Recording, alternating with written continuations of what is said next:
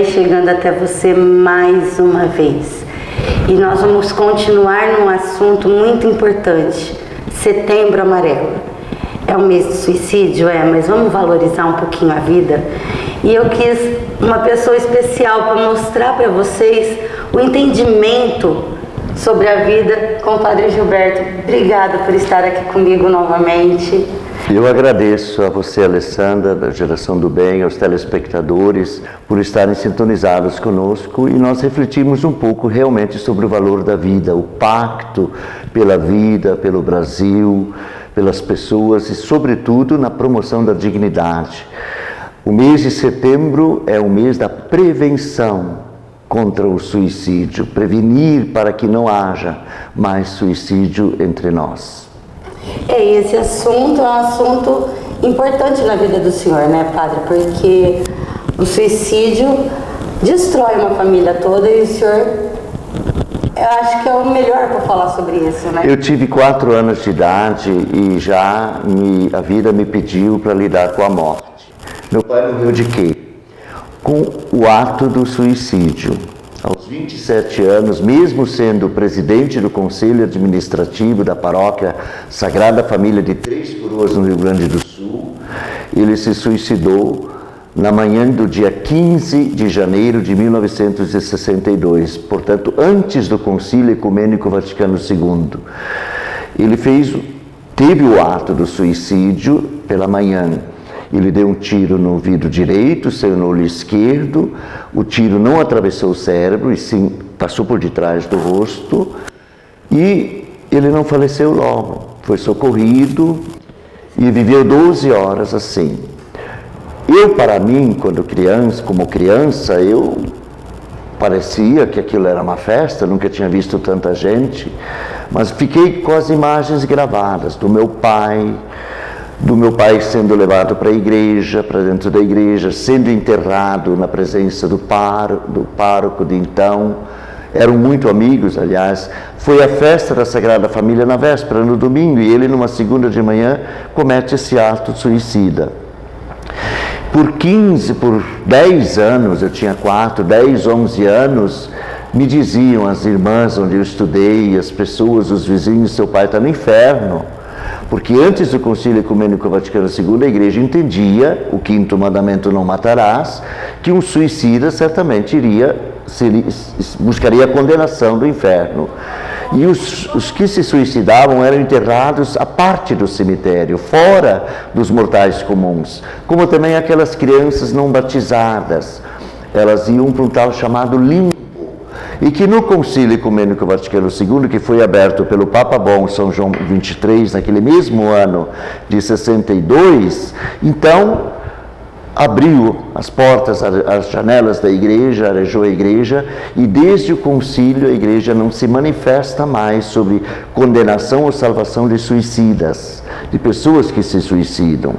Mas isso eu fiquei sabendo dos lábios do próprio pároco, quando eu tinha 15 anos de idade, que meu pai, às 4 horas da tarde, daquele mesmo dia 15 de janeiro de 62, recuperara a consciência, pediu para falar com o padre, minha mãe e meu irmão mais velho, com 6 anos.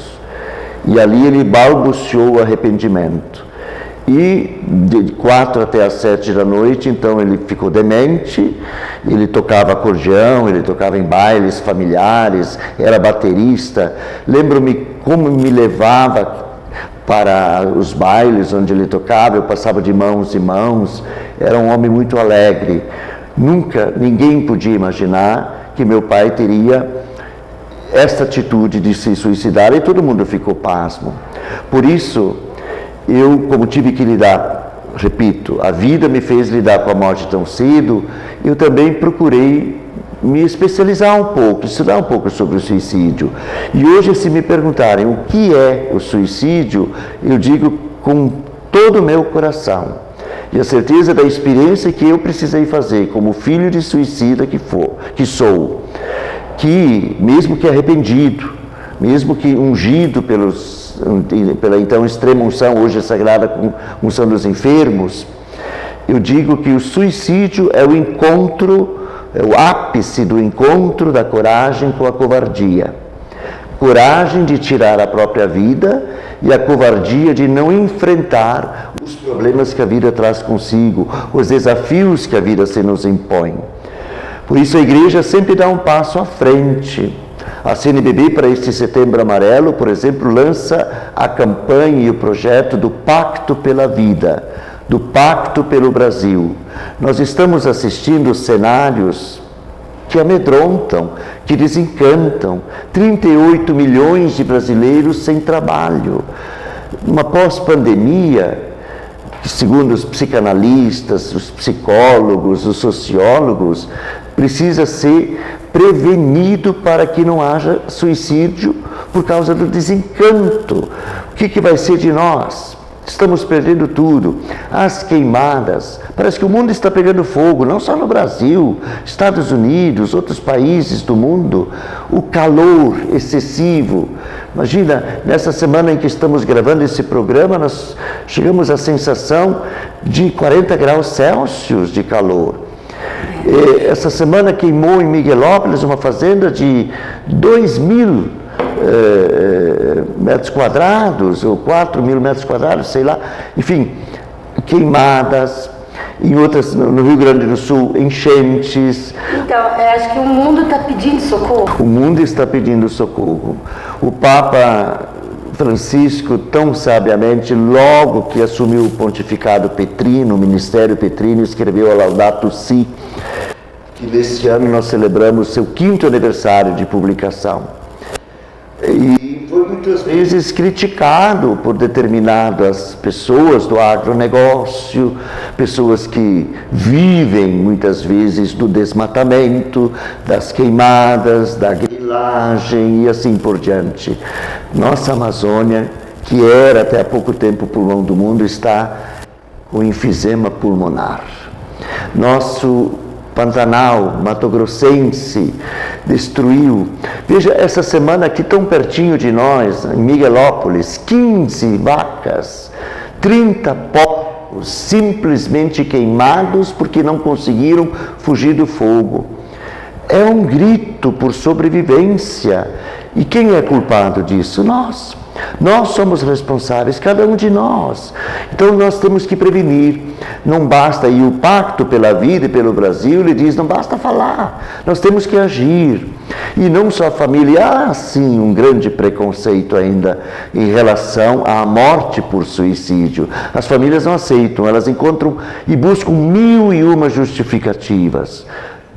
Que não foi exatamente um suicídio, foi acidental. Nós tivemos no final do ano passado e no início desse ano de 2020, uma onda de suicídios entre jovens, num shopping da cidade, na rodovia. E isso assustou a nossa sociedade, assustou a igreja, a pastoral da juventude, nosso arcebispo.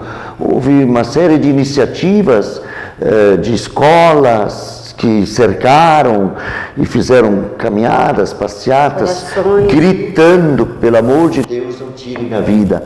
Há um jeito, há novo ânimo, há nova perspectiva, novo sentido de vida a ser buscado e vale a pena viver. O valor da vida, ele não se perde, mesmo com pandemia, mesmo com dificuldades, sejam essas dificuldades pessoais, familiares, sociais, no mundo do trabalho, no mundo da política.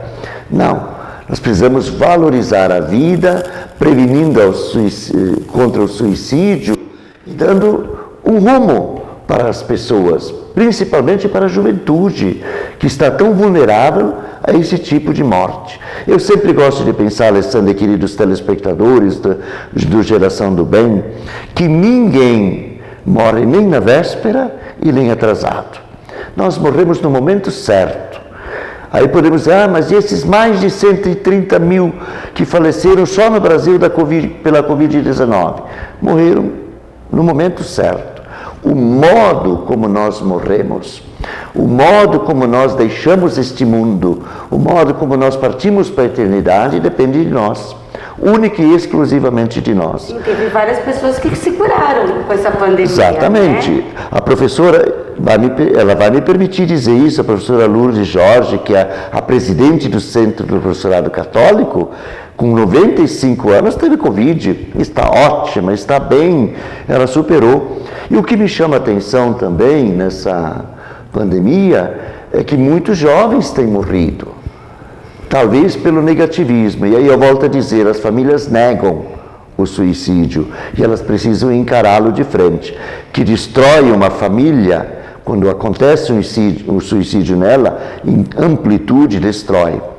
Minha mãe nunca mais casou, ficou viúva com 25 anos de idade, com 3 filhos, porque a minha irmãzinha faleceu justamente no dia do enterro do meu pai. Ela tinha uma infecção de Krupp, ela morreu asfixiada. Mamãe nunca mais casou, deu-nos uma vida digna, pobre, mas com muita dignidade, estudo que nunca ninguém nos tira. Então, é necessário nós renovarmos nossa esperança, nosso sentido e nossas perspectivas de vida.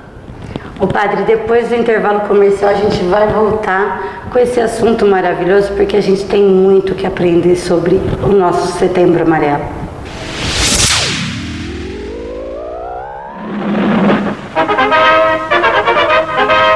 Brasil, 1968. Ou o Brasil acaba com a saúva, ou a saúva acaba com o Brasil. A formiga cortadeira trabalhava bem contente, eis porém que de repente certa coisa apareceu.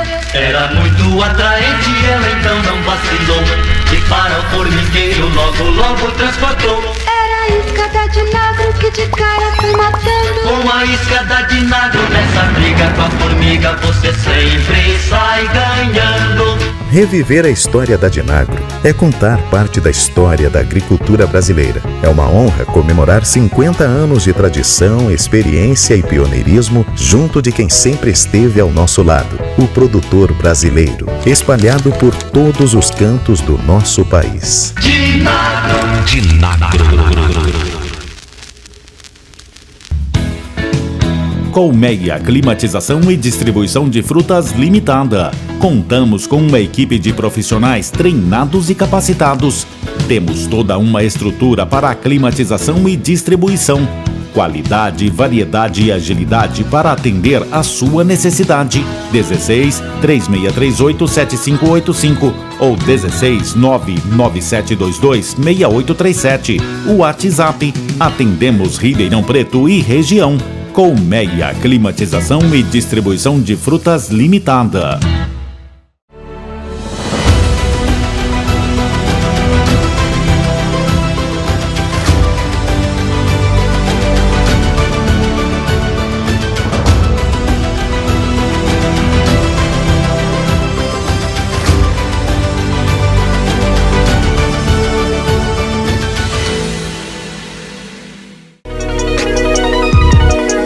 Duné Gastronomia.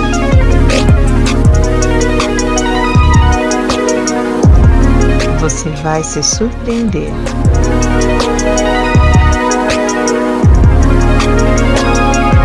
Duné Gastronomia, em Ribeirão Preto.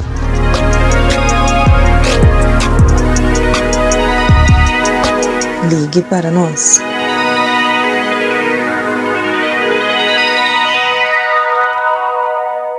Enquanto você cuida do que é essencial para você, cumpre com seus compromissos, vai em busca de seus sonhos, aqueles que sempre estiveram ao seu lado e hoje precisam de você, estão sendo muito bem cuidados. Quando você precisar de cuidadores de idosos, chame a Home Angels. Nós cuidamos de quem você ama. E voltamos de novo ao assunto Setembro Amarelo. Padre Gilberto, deixa eu perguntar assim para o senhor, e eu acho que é uma curiosidade do pessoal de casa também. É um processo o suicídio, não é um ato? Não, o suicídio não é um simples ato, ele é um processo. Há pessoas que nascem já com a tendência. Há pessoas que, no decorrer da vida, vão perdendo o sabor pela vida, vão se sentindo acuadas. Por isso que eu digo que o suicídio é o ápice do encontro da coragem com a covardia. Eu não teria coragem de me suicidar, tenho certeza disso. E da covardia, o medo de enfrentar as dificuldades. Quando tudo fica negro, quando tudo fica escuro, quando eu já não tenho mais uma luz no fundo do túnel, no final do túnel, quando eu percebo que eu não tenho valor, ou que as pessoas zombam de mim, ou a minha autoestima cai, é um sinal amarelo. Por isso nós chamamos setembro mês amarelo, mês de espera, de perspicácia, de olhar, de prevenção. É um alerta. É um alerta. Espere, vamos olhar o que está acontecendo com essa criança, com esse adolescente, o que esse adolescente está navegando na internet, porque a internet, as redes sociais hoje, elas também são corresponsáveis por muitos e muitos suicídios. Quem são os amigos? Os amigos. Que estão do outro lado na telinha. Eu vivi 2 anos em Blumenau. Eu ouvia muito dizer que Blumenau, pelo menos em 2004, era considerada a capital nacional do suicídio. Em proporção, porque claro que em São Paulo, no Rio, nas grandes metrópoles e capitais, o número de suicídios é maior. Mas proporcionalmente Blumenau era a capital nacional do suicídio, deve ser ainda. Em 2 anos eu encomendei mais de 100 jovens entre 15 e 25 anos que se suicidaram. Mais que batismo e mais que casamento. Eu fiz pouquíssimos batizados e assisti somente 2 casamentos. Tudo bem que os leigos lá fazem muito. E existe muito próximo de Blumenau, a uns 15 quilômetros, a chamada cidade mais alemã do Brasil, Pomerode. Em Pomerode há uma brincadeira que eles fazem lá, mas é sério, de que para você comprar 1 metro de corda, você precisa apresentar um atestado de sanidade mental, porque lá o enforcamento é a causa do suicídio, as pessoas se enforcam facilmente. Então é um problema social, pessoal, familiar, social, de políticas públicas, muitas vezes de trabalho, mas também é um problema cultural. Eu sou de origem alemã. Na Alemanha, o maior índice de suicídios acontece próximo do Natal. Por quê? Entre idosos que se sentem abandonados. Os filhos dão de tudo para os pais, desde que seja na casa de repouso ou no asilo. Eles não querem compromisso. Tem filhos que passam 1 ano inteiro sem visitar os pais nos asilos. Ou jovens na véspera do vestibular, ou quando são reprovados no vestibular. São os dois períodos. Eles se sentem rejeitados, incapazes culturalmente de enfrentarem essas dificuldades. E Pomerode é uma cidade muito alemã. Alguém que vai à falência, alguém que perde o emprego, alguém que é difamado, alguém que é mal falado, ele então prefere resolver as coisas com as próprias mãos. Aqui me lembra muito a figura de Judas Iscariotes. Jesus teve 3 grandes olhares profundos, se eu posso falar isso. Jesus de Nazaré olhou bem nos olhos de Pedro, que o negou 3 vezes. Eita, homem mentiroso! 3 vezes por covardia ele nega Jesus. Eu não o conheço, com medo de sofrer as consequências de ser cristão. Mas Jesus, quando sai do Sinédrio em direção ao Calvário, ele olha bem nos olhos de Pedro. E Pedro fixa nos olhos de Jesus e acolhe o olhar de perdão, de misericórdia e de compaixão de Jesus. E sai chorando. E chorando, ele se torna robustecido, revitalizado e arrependido. O outro grande olhar é nos olhos de Judas. O que traiu Jesus, o vendeu por 30 moedas de prata. Jesus olha nos olhos de Judas e Judas desvia o olhar. Ele não tem coragem de aceitar o olhar de compaixão de Jesus. O que Judas faz? Resolve os problemas a seu modo, vai ao suicídio, se enforca. E o terceiro olhar é de Nossa Senhora. Quando aquelas mulheres de Jerusalém choram e Jesus diz: não chorai por mim, chorai por vossos filhos, ele olha nos olhos de Maria, sua mãe. Bem nos olhos de Maria, acolhe o olhar de Jesus.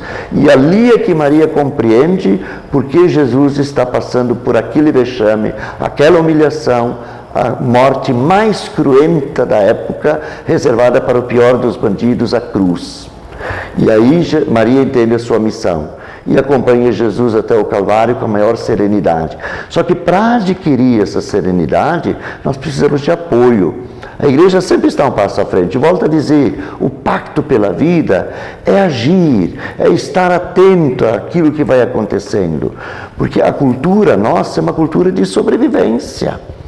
Outro dia me disse uma senhora que teve Covid e se recuperou, que ela entrou em depressão depois de estar curada da Covid. Porque quando vê na televisão aquelas crianças amontoadas, quando vê as reportagens de pessoas que não têm condições de se higienizar, ela diz, eu tive tudo para me curar, e essas pessoas não têm. É o olhar, né, Padre? É o olhar de Jesus. É o olhar nas pessoas mais carentes. É o olhar nas pessoas que perderam o emprego. É o olhar dentro de casa, os sinais que as pessoas dão. Eu acho que a gente está precisando olhar mais nos olhos das pessoas. Aí dizem muitas vezes, mas quem se suicida é de pouca fé. Não, nem sempre. É mal evangelizado, é mal alfabetizado, é mal formado. Não. É uma questão muito íntima, de foro íntimo, muito pessoal. A gente de igreja, meu pai era presidente do conselho administrativo, tudo bem que em outra época, mas conhecemos pessoas que se suicidaram, que são pessoas evangelizadas, são pessoas que estão aí, têm tudo pela frente na vida, e de repente perdem o sentido da vida. A gente tem que ficar então atento a esse... Uma das discípulas de Viktor Frankl, a Elizabeth de Munique, ela dizia sempre a uma mãe que não se conformava, era uma terapeuta, porque por ela ter atropelado e matado a própria filha. Ela não viu a filha atrás do carro e numa rampa ela deixou o carro correr para trás, sem querer, é claro, e a roda de trás passou por cima da filhinha de 3 anos. E ela correu quando a filhinha gritou, quando o pessoal que viu gritou, pegou a filhinha no colo e essa menina morreu olhando para os olhos dela, dos olhos da mãe. E a Elizabeth, que é especialista em logoterapia, disse para a mãe que não se conformava por ter ela sido a causa da morte da filha.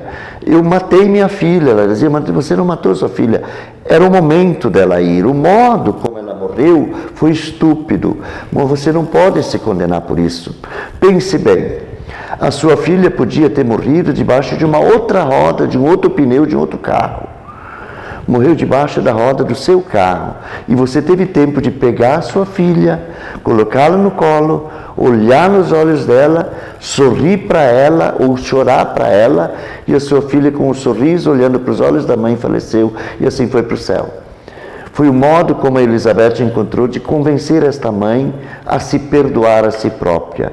Acho que muitas vezes falta este auto-perdão.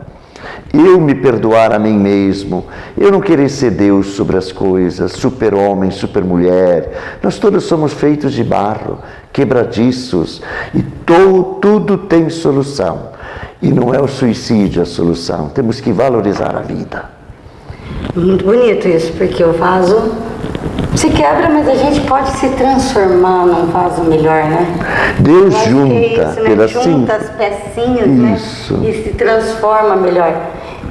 O perdão foi o evangelho dessa semana, né? Sim, semana passada. E a gente tem que perdoar os outros, mas a gente também precisa se perdoar mais, né? Exatamente. Muitas vezes nós temos facilidade em conceder o perdão e nós não nos aceitamos, nós não nos perdoamos, nós invejamos os outros, gostaríamos sempre de ter o que o outro tem, ser o que o outro é, e nós não somos únicos, exclusivos, pobres ou ricos, qual cor que formos, pretos, brancos, amarelos, pardos, qual nossa sexualidade.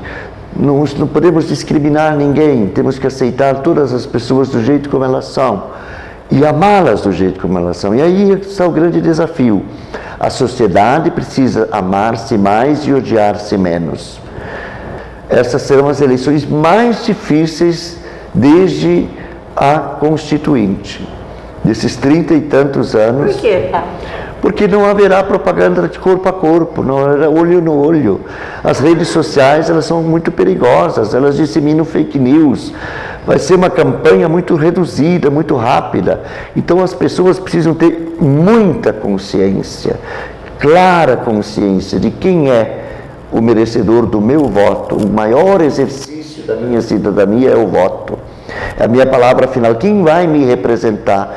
Quem vai ser o meu gestor da minha cidade, da minha Câmara de Vereadores? Olhar a vida da pessoa, o currículo vitae da pessoa. E não só ir atrás desse ou daquele e não ser partidária. A igreja não é partidária. Partido divide. Tem gente que briga em casa com os familiares por causa de partido, quebram alianças e amizades de anos e anos por causa de alianças partidárias. Isso é um absurdo.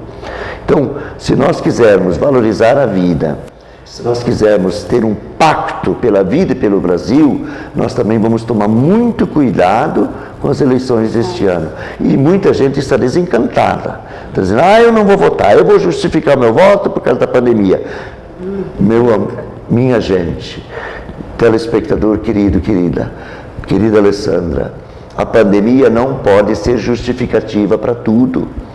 No pós-pandemia nós temos que reagir, nós temos força, nós estamos criativos, o brasileiro principalmente. Nós já superamos tantas e tantas crises. Nós não vivemos a gripe espanhola de 1918, mas nós já vivemos tantas outras crises. Então vamos animar, vamos encontrar novo ânimo, nova perspectiva, vamos nos ajudar e nos abraçar, não de braços e de mãos, mas corações entrelaçados, para que o valor da vida não só fique no mês de setembro, mês amarelo, mas ele principalmente no pós-pandemia, passando as eleições, virando o ano, possa nos trazer novo sentido de vida. E aí sim, nós teremos vencido o tédio, a insegurança, a falta de ânimo e perspectiva, e nem pensaremos mais em suicídio. Amém. Então tá aí a dica. Quem perdeu ou quiser ver nosso programa novamente, é só colocar a tela do celular aqui no nosso QR Code. Entre em contato conosco, a gente está aqui para te ajudar, é a nossa função, né, Padre? Muito obrigada por todo esse carinho, que Deus o abençoe. E eu espero contar com o senhor sempre. Eu que agradeço a sua confiança, seu zelo, seu carinho, sua fiel amizade, sua e da sua família por nós. Querida Alessandra, queridos telespectadores, valorizemos a vida. E chegamos ao final de mais um programa Geração do Bem. Você perdeu o nosso programa, quer vê-lo novamente, quer passar para alguém? É só colocar a câmera do celular aqui no nosso QR Code, que vai direto no nosso canal. Entre em contato conosco. Fiquem com Deus e até semana que vem.